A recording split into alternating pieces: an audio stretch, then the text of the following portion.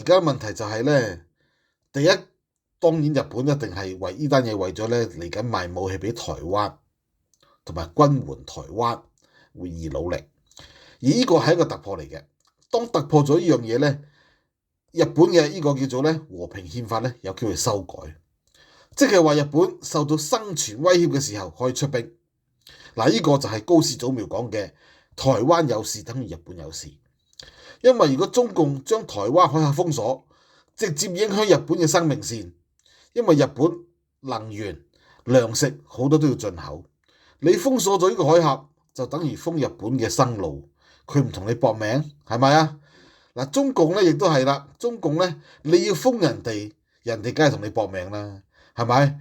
你試下攞把刀擺人哋頭上啊！嘿，你行得正企得正，你怕咩？我擺喺你頭上面啊，係嘛？我調翻轉頭啊，行得正企得正，你唔帶個呢個叫做貞操帶，係嘛？你係男人嚟喎，你有冇賓州啊？我點樣知道咁強姦啊？你唔帶條貞操帶，我點樣放心啊？係咪啊？咁係咪有冇道理啊？